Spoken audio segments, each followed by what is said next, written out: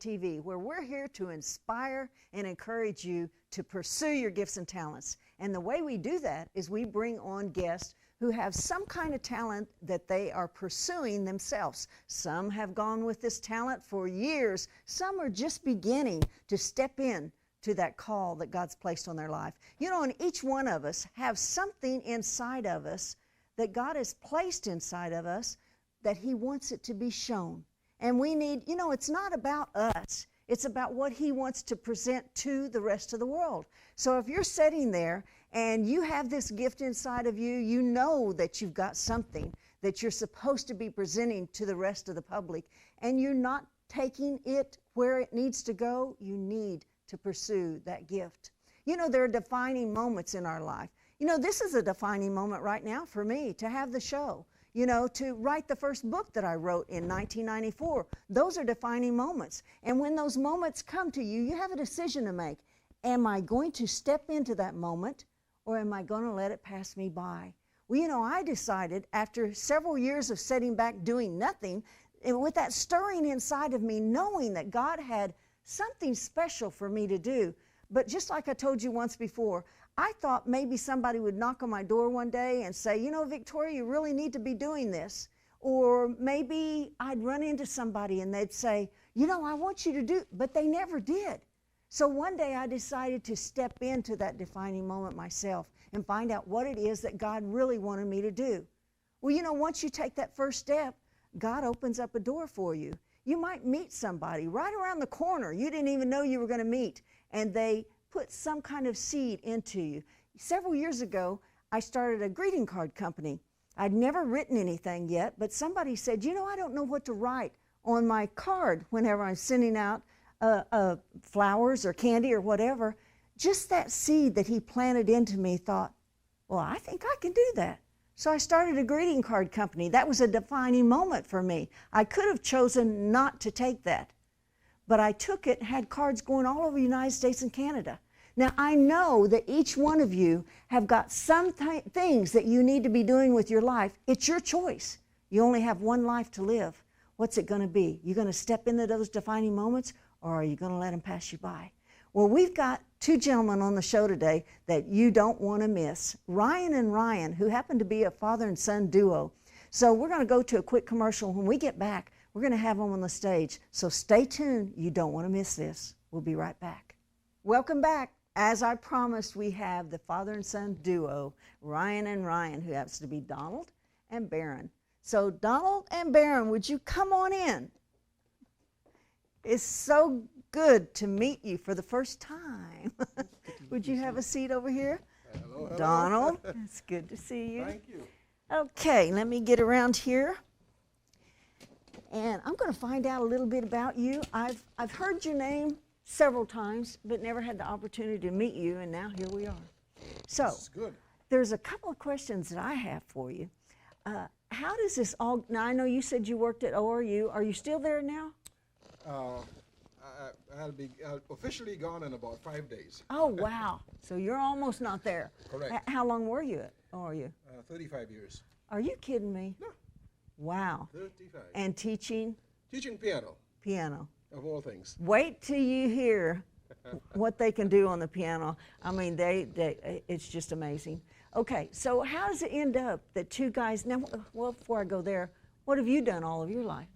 Well, I've lived for most of it, and I've played the piano for almost as much as that.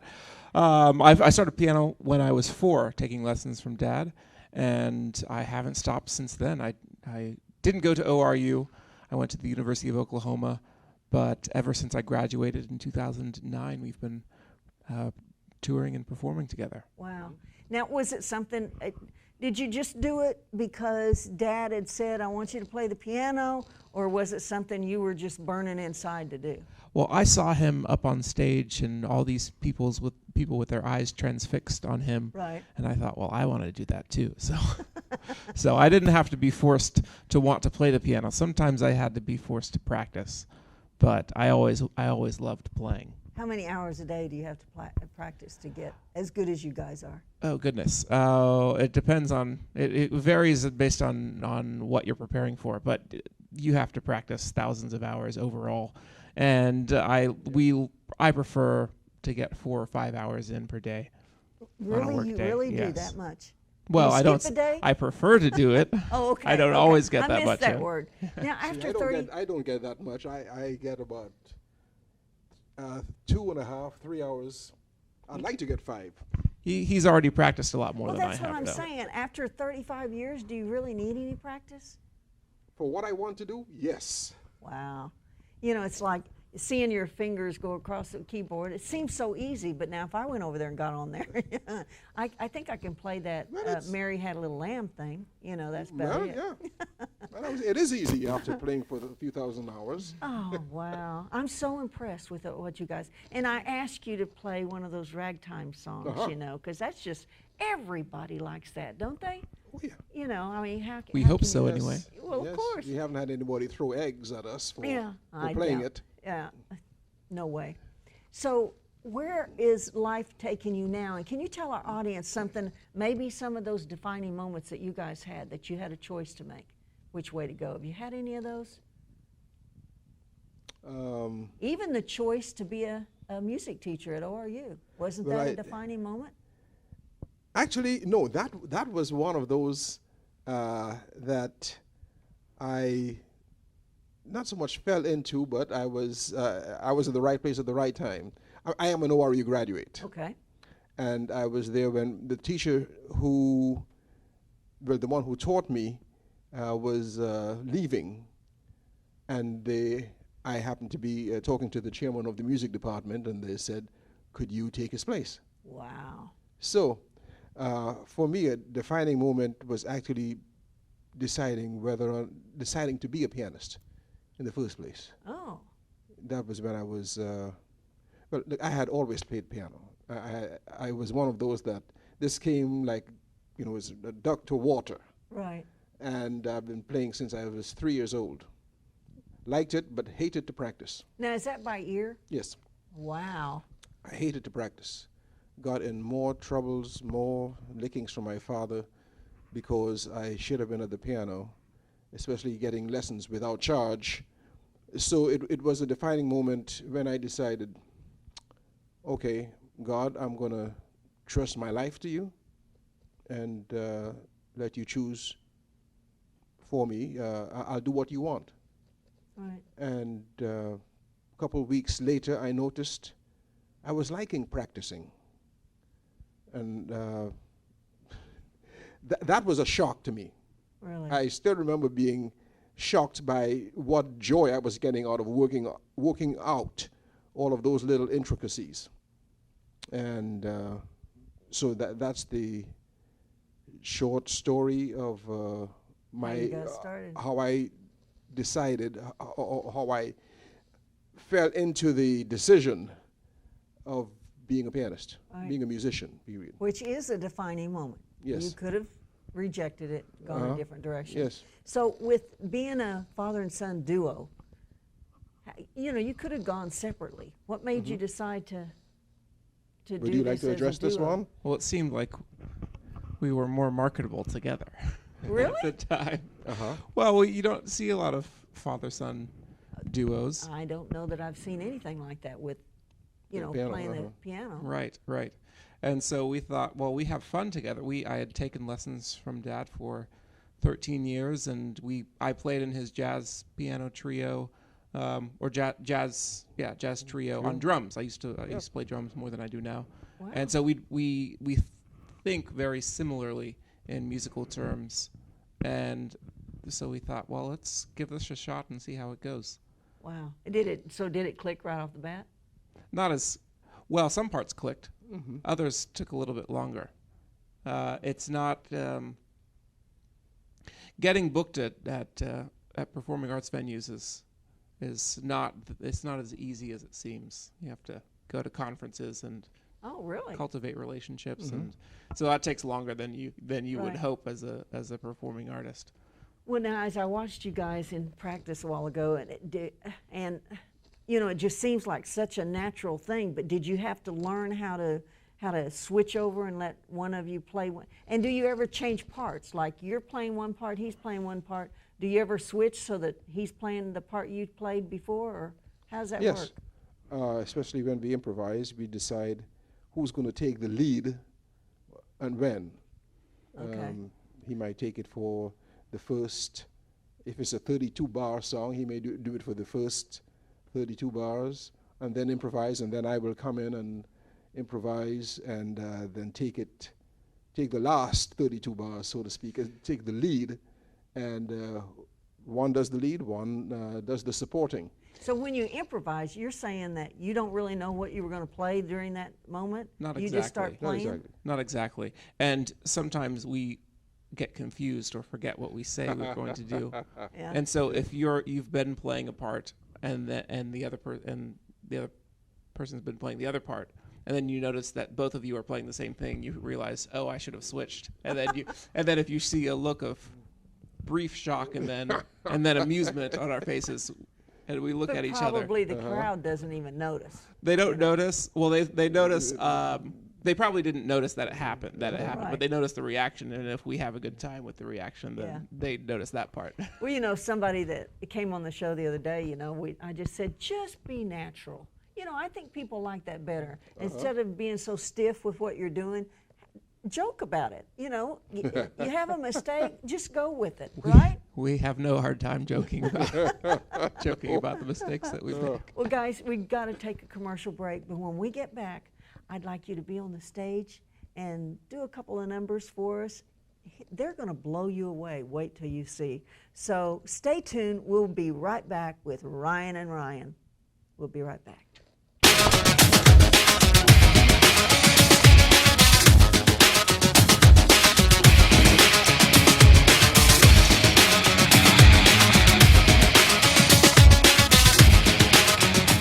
Thank you. We're going to play a selection from an album that we are about to release called Kicking the Clouds Away. This is The Entertainer by Scott Joplin.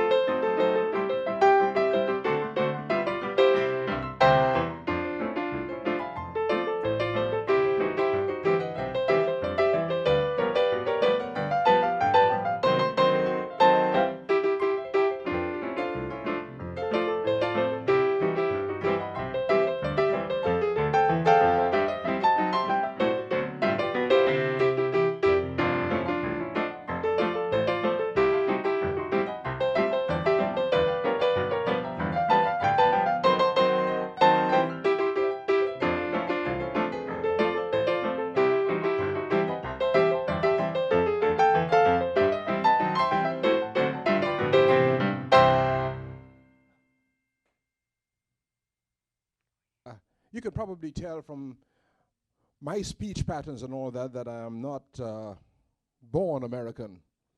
I am from Trinidad and Tobago in the West Indies, and this next one we're going to do is from actually Brazilian, written by a Frenchman. How about that? But pretty good, authentic, I would say, Brazilian style. This is called, Brasileira. From Brazil, of course. Why couldn't I remember that? Here we go.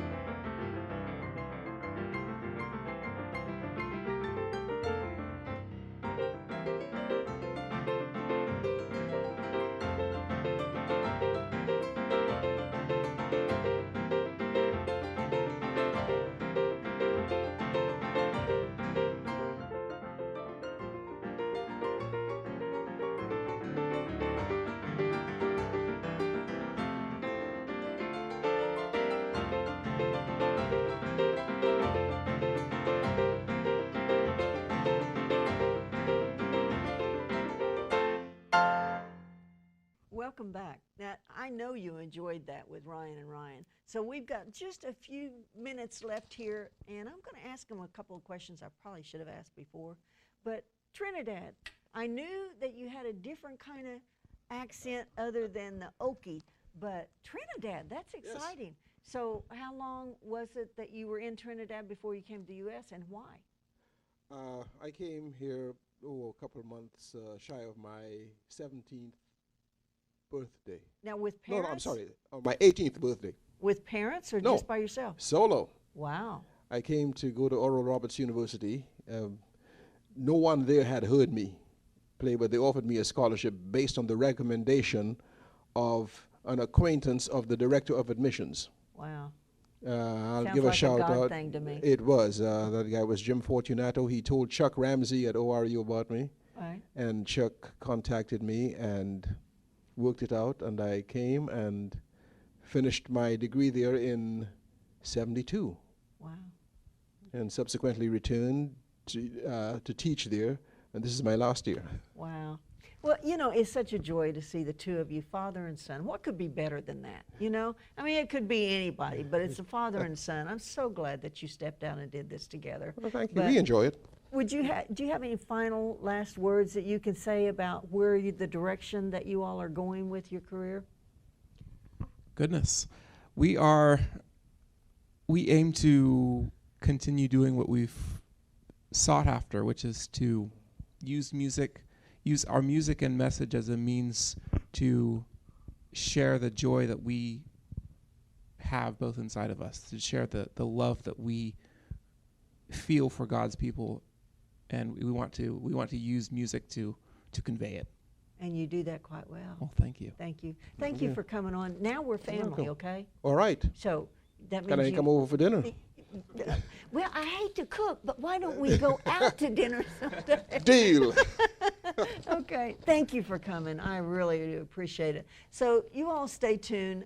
You don't know who we might have on next. But remember, like I always tell you, don't just think it. Make it happen in your own life. We'll see you next time. Thanks.